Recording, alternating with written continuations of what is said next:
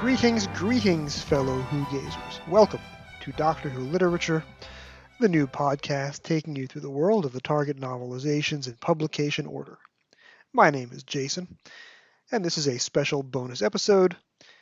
Today, we'll be talking about survivors of the Flux, Barry Letts, Brigadier Lethbridge Stewart, Terrance Dicks, and Doctor Who's long-forgotten 40th anniversary special. At the time of recording, the most recent televised episode of Doctor Who is Survivors of the Flux, new series season 13, episode 5, Flux chapter 5. Whew! There was a lot to discuss about Survivors of the Flux. Yaz, Dan, Kevin McNally globe-hopping in search of a lost ancient artifact, Vinder, trapped by the Ravagers, Bell and Carvanista joining forces, Tecteun delivering to the Doctor a lengthy series of expository passages about the long-lost relationship between the two of them, and how the cliffhanger suddenly turned that relationship on its head. Yeah, we're not here to talk about any of that today. I refer you to the excellent Trap 1 discussion on the same episode. I want to talk about something else. Another plot thread running through Survivors of the Flux was the Grand Serpent, played in sinister yet charming fashion by the White Streak in Craig Parkinson's hair. We learn that the Serpent houses a deadly CGI snake in his spine, and his acolytes have poorly drawn snake tattoos on their wrists. So, assuming that plot thread reaches its inevitable conclusion with episode 6, we may have to come back and talk about the revelation, if that's what it is, tomorrow. Hardy har har. But what the Grand Serpent was doing in Survivors was insinuating himself into the history of UNIT from 1958 up through the present day, from UNIT's founding up until its dissolution. And in a seemingly throwaway scene set in 1967, we get this double barrel of old-time continuity references to both 1966 The War Machines and the recycled guest voice cameo of a long-deceased but still beloved classic series character.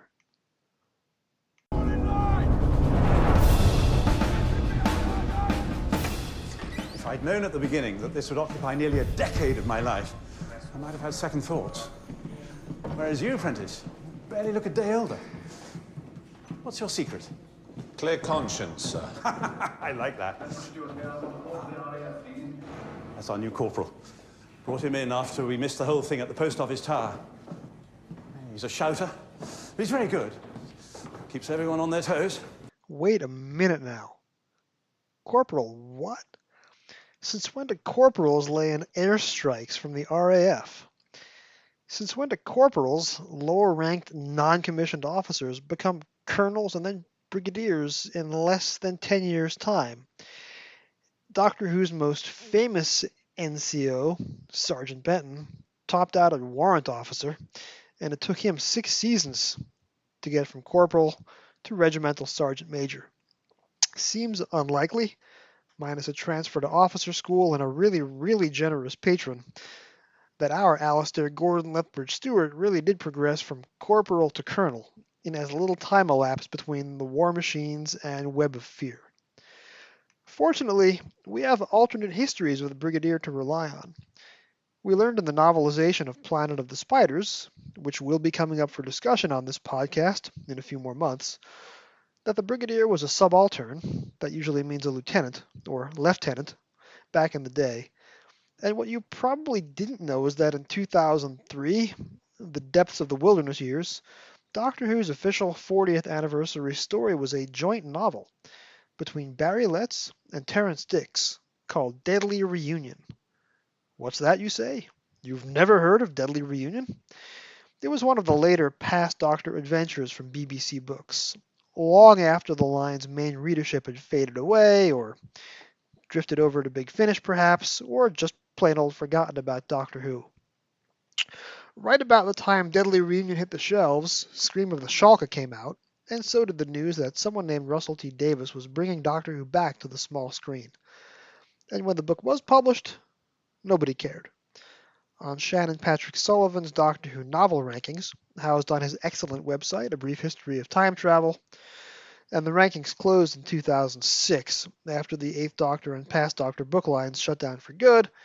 Deadly Reunion is squarely in the middle of the pack of the PDAs, but only garnered 21 review votes, making it the fifth least reviewed book on the entire list, and a far cry from the robust 150 or so votes accorded to the first couple of dozen PDAs. Oh, and the reviews on Stacy Smith question marks, the Doctor Who ratings guide, are mostly murderous. Except for one. Except for mine. Most of my episodes of this podcast so far have been my reading out lightly edited transcripts of my old reviews or blog posts. I'm going to do something slightly different for Deadly Reunion. I'm going to jettison all the references to Mad Men in my original ratings guide review. Now, those were a harmless indulgence on my part, but they're not relevant to the point that I'm trying to make today.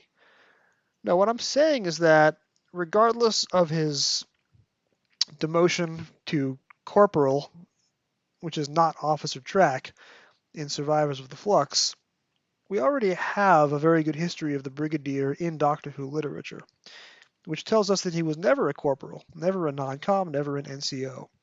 He was a career officer, and his past adventures were brought to us most distinctly by Barry Letts, and those adventures are pretty charming, even if the book itself is no Doctor Who and the Crusaders, even if the book is, let's face it, no Doctor Who and the Power of Kroll.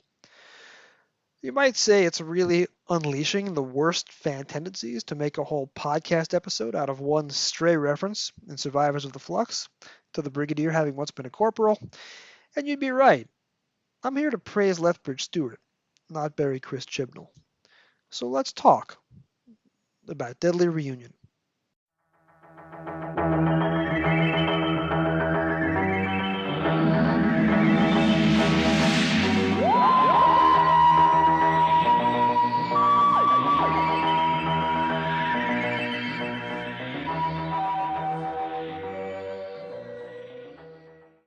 You don't really need me to tell you that Deadly Reunion is not a beloved book.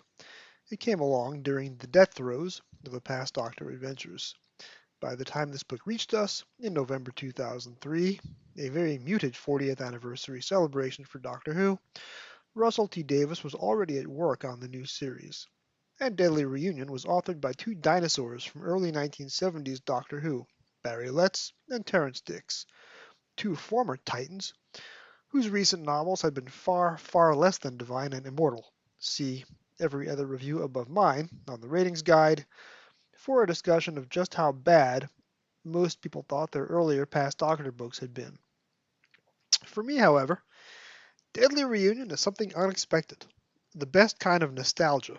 That's nostalgia in the literal sense of the word, the pain from an old wound. For me, that wound is my all-encompassing Doctor Who fandom of the mid-1980s, where just about every book that I read was authored by either Barry Letts, the novelization of The Demons, and Terrance Dicks, the novelization of, just about everything else. Reading their target novelizations even today, nearly 40 years after I first discovered them, transports me effortlessly back to my childhood. The mere fact of reading Deadly Reunion, with those two authors' names on the cover, is going to put me in a good place, completely irrespective of whether or not the book itself is any good. From a strictly critical eye, of course, the above reviewers are right. This ain't a good book. I appreciate, of course, what Barry Letts is trying to do. His half of the book is a post-World War II travelogue for the Brigadier. At this point, still Second Lieutenant, or Lieutenant, Alistair Gordon Lethbridge Stewart, on an espionage mission for His Majesty in the Greek Isles of 1946. Alistair, soon to be married, has an affair with the Greek islander, who turns out to be the goddess Persephone, and a trip to the underworld is soon to follow. Letts' prose is clunky and objectionable, and if his name wasn't Barry Letts, probably could not have been published as is. There are so many ham-handed references to sex and other things out of tune with the televised Pertwee era atmosphere. Letts had used up all his literary credit in the novelization of The Demons, and his later books were just kind of painful. So too is his half of Deadly Reunion. On the other hand, the adventure he tells is great. This is Letts writing his autobiography in novel form. The About the Author page at the back informs us that the quotidian portions of the Brig's Greek island adventures are drawn from the author's own life. The Brig, interacting with Greek gods and goddesses, and trying to swim the river Styx, taming Cerberus by scratching him behind the ears, sailing with a group of quirky, good-natured British sailors. The prose ain't top-notch, but the storytelling is tremendous fun, in a way that the previous 5 or 6 past Doctor adventures before this one were decidedly less than fun. Here's the back cover blurb. Second Lieutenant Lethbridge Stewart gets more than he bargained for when he is assigned to check the mapping of Greek islands at the end of the Second World War. Even if he lives to tell the tale, will he remember it? Years later, Brigadier Lethbridge Stewart and his colleagues at UNIT investigate a spate of unexplained deaths and murders. Meanwhile, the Third Doctor and Joe are caught up in strange events in the small English village of Hobbs Haven. As preparations get underway for a massive pop concert, a sinister cult prepares for a day of reckoning. Business as usual for UNIT. But can the Brigadier help prevent the end of civilization? His friends and colleagues are not so sure, because this time, the Brigadier has fallen in love. In Chapter 1, Letts draws on his World War II experiences to write a languorous memoir of the young Brigadier's post-war intelligence excursions around the Greek Isles, as escorted by the men of the Royal Navy, including an actual corporal, Ned Clark, not Chris Chibnall's idea of a corporal. Young Clark is not going to land any airstrikes from the RAF, after all.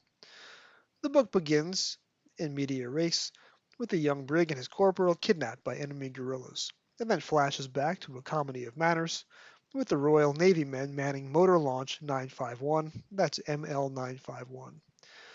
The brig's mission is to update His Majesty's maps of the Greek islands in preparation for an upcoming shooting war with Russia. It's sometime after August 1945, as somebody remembers VJ Day. The ML 951 men mostly languish about, telling bad jokes and sipping ouzo, which Letts describes as the aniseed aperitif that can take the skin off your throat. The island of Zante is presided over by a Mrs. Demeter, and stop me if that name helps you figure out just where all this is going. Letts is probably speaking from experience when he writes of young Lethbridge Stewart's ennui while helping clean up after World War II. For a while, Letts writes, it had seemed that the regiment would be involved in fighting the communist rebels in the north, but domestic politics back home had put paid to that. Coming from a long line of soldiers, Alistair had been brought up with tales of daring and heroism in battle as part of his life, as familiar to him as his breakfast porridge. And now, he thought gloomily, he had had to choose between the life of a glorified policeman, as part of the occupying force, punctuated by the rigidity of peacetime regimental etiquette, and the aimless chore of checking maps. Elsewhere, Letts writes, all the authority of generations of empire was in Lethbridge Stewart's voice. And yes, that's empire with a capital E. In Chapter 2, Letts continues to write an account of the brig's and his unit's capture-escape capture on the island of Xanthinkos, with the odd involvement of Miss Demeter and Persephone as their charming and supernatural captors. Chapter 3 flashes back to the moment that the young brig lost his virginity, which is perhaps not a detail we needed to know. The brig has an improbable and oddly written romance with a Greek islander before experiencing complications on his way to a looming war with Albania.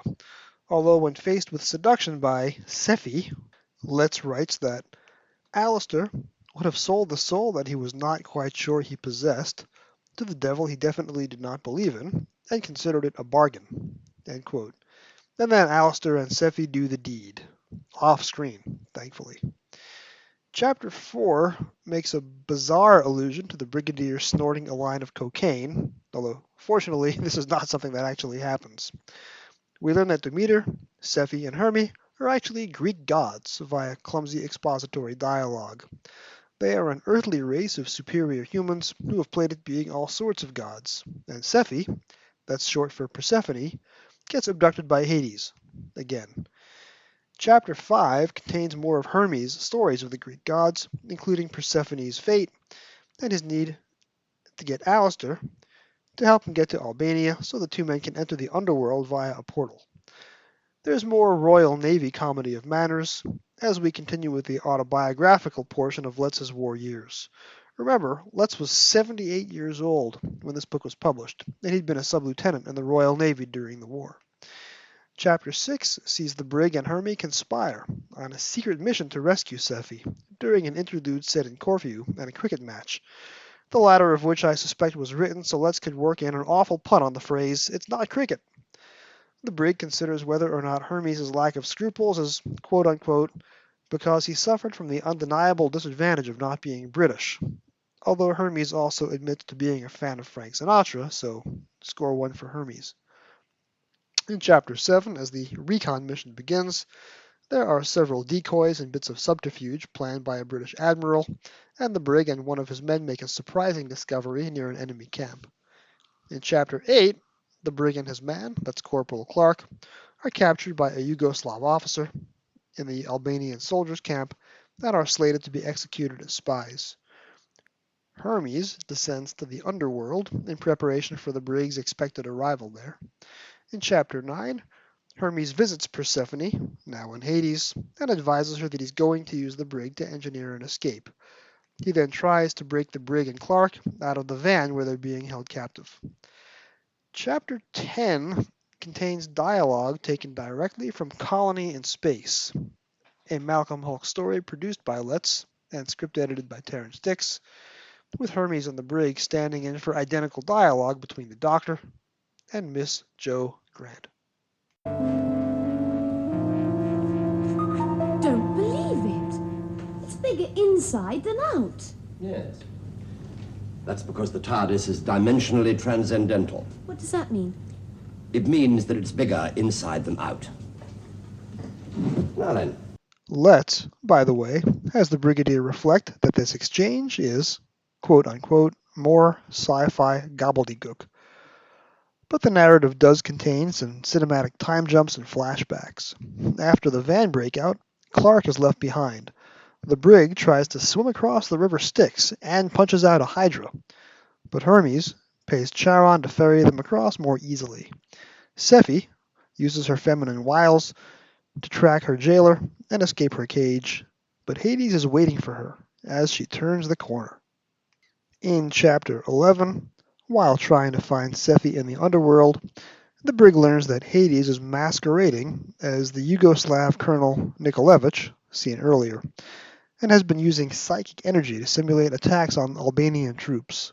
Hades is also meeting with several other international generals to stage manage a World War III that would give him the opportunity to conquer Earth. In Chapter 12, Letts' tongue gets so far lost in his own cheek that they probably still haven't found the darn thing. Sephi, he writes, not having been schooled in the gentlemanly arts, had found a far simpler way of coping, which was perfectly suited to the anatomical grandiosities for which satyrs are renowned. A precisely placed knee, a grab and a twist, and both her former tormentors were doubled up, gasping, clutching gainly at their damaged pride. Ouch. In Chapter 13, Hades foils the brig's and Sephi's escape attempt and is about to kill them, slowly, but gloats just long enough for Hermes to arrive with an angry mob of tormented souls, who apparently kill Hades. Of course, in Chapter 14, we learn that Hades is not dead, and he in fact attempts to destroy the brig's motor launch, with the brig and Sephi and Hermes inside, but is instead banished by Poseidon, ex machina. In Chapter 15, the men of ML951 forget the incident, thanks to convenient waters from a particular river, and so does the brig, age 21, after another 2-week romantic interlude with Sephi, and that ends the brig's portion of the book. Now, sometimes it's just a relief to read a straightforward two-handed action-adventure piece, and that's all Deadly Reunion wants to be. Most PDAs were aspiring to greater heights than that. If you look at the two PDAs published right before Deadly Reunion, Loving the Alien and Wolfsbane, well, my reviews of those books are available on the ratings guide, and let's just say that it's a relief to read something this straightforward. And then comes Terrence Dicks's half of the book. It struck me quickly on that what Dix was writing was two things. First, the novelization of a never-produced prequel to The Demons. Second, the parody of the worst of the previous PDAs with over-the-top violence. Bar fights, headless corpses, lots of drugs. On the one hand, you could say this was Terrence trying but utterly failing to write grown-up material. On the other hand, I think it's more fair to say that Dix was, as he does best, commenting sardonically on what other authors in the line had been doing. The gratuitous violence is bad as Dix writes it, because it's bad when almost anyone writes it in a Doctor Who book. And one could be forgiven, listening to the audio commentaries on the DVD sets, that Dix was Doctor Who's resident production office Tory, then there are lots of gratuitous shots at hippies and pop culture. Although other writings of Dix leads me to believe he might not have been as Tory as he occasionally sounded. The plot in Dix's half of the book involves a sinister supernatural entity infiltrating a hippie cult, and Dix fails to portray any single hippie in a good light. This book is written in a headspace where even the Doctor doesn't sympathize with hippies, which is a bit odd for someone who later script edited the back half of The Green Death. Dix's knack for recycling his own work is well known, but it's not as prevalent here as in a book like World Game, my Amazon review for which is titled Again with the Vampires, or, heaven forbid, the Eight Doctors. Dix does borrow Robert Holmes's quote, "Sleep is for tortoises," and the book is very redolent, as I've said, of The Demons, which Dix didn't even write. There's a lot of spot the reference going on, but the dialogue for Doctor and Joe and the unit regulars and one particular humanoid villain are all era appropriate and spot on. Pertwee's Doctor gets several memorable confrontations with officious authority figures and several of his own patented moments of charm. The best parts of the Pertwee era for me were when the actors' mutual love and respect for each other shone through the material, as in Katie Manning's palpable joy and glee when Roger Delgado finally shows up on Frontier in Space. And this book has that in spades. Benton is particularly so competent that I almost forgot what it was like to meet John Levine in real life. Of course, more negatives. The overall plot linking both halves of the book is a bit basic. It's the Greek gods, still alive in 20th century Earth, first in 1946 in the Briggs segments, and then in the swinging 70s in the Dix chapters. Each half of the book ends with literal Deus Ex Machina because, did I mention, Greek gods? So, this isn't groundbreaking fiction. But the storytelling propels the narrative, and the two authors clearly love what they're doing. Dix and Letts don't write as eloquently as other authors in the line, but their nostalgia is exactly what they're trying to do, and that's just about enough to make the book one of the more enjoyable PDAs of the year 2003 run. Thank you for joining me on another episode of the Doctor Who Literature Podcast. I'm Jason, your host and editor and producer. This podcast is brought to you by Anchor and can also be found on Spotify and Google Podcasts. You can find me on Twitter at Doctor Who Novels, that's Dr. Who Novels. Then you can also find me on the Trap One podcast. I write about Doctor Who on Twitter using the hashtag Doctor Who Pilgrimage, that's Dr. Who Pilgrimage. Please drop me a line with your comments, questions, suggestions. Next time, resuming our look at the Target novelizations, we'll be discussing Doctor Who and the Auton Invasion, published in 1974. Thank you for listening, and keep turning the pages.